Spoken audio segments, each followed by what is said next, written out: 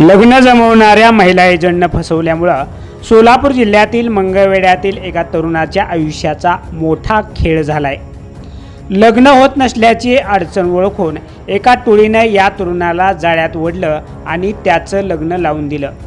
उदगीर येथील सुरेखा सूर्यवंशी नावाच्या लग्न जमवणाऱ्या महिला एजंटनं मंगळवेढ्यातील या तरुणाला लग्नासाठी मुलगी मिळवून देण्याचं आमिष दाखवलं। मुलगी मराठा समाजाची आहे आणि अत्यंत गरीब घरची आहे असे सांगून या एजंटनं मुलाकडच्या लोकांकडून तब्बल 2,70,000 रुपये उकळल्याची धक्कादायक माहिती समोर आली।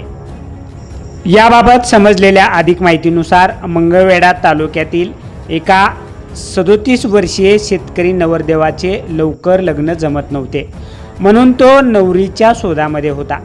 यावेळी एजंटने हे सावज हेरलं।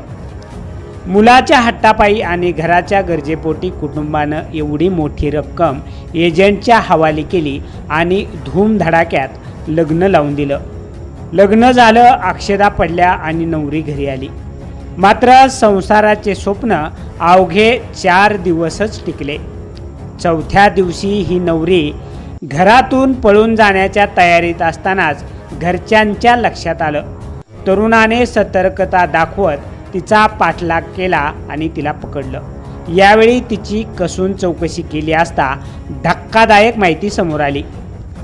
ही महिला मराठा समाजाची नसून मुस्लिम धर्मीय असल्याचं निष्पन्न झालं आणि विशेष म्हणजे ती आधीच विवाहित असून तिला मुलंही आहेत।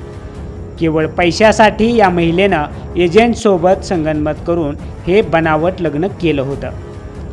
फसवणूक झाल्याचं लक्षात येताच तरुणानं थेट मंगळवेढा पोलीस ठाणं गाठलं। आपली 2,70,000 रुपयांची आर्थिक लूट झाल्याची आणि भावनिक फसवणूक झाल्याची तक्रार त्यानं दिली। पोलिसांनी त्वरित पावले उचलत त्या तोतया नवरीला आणि फसवणूक करणाऱ्या एजंट महिलेला ताब्यात घेतले।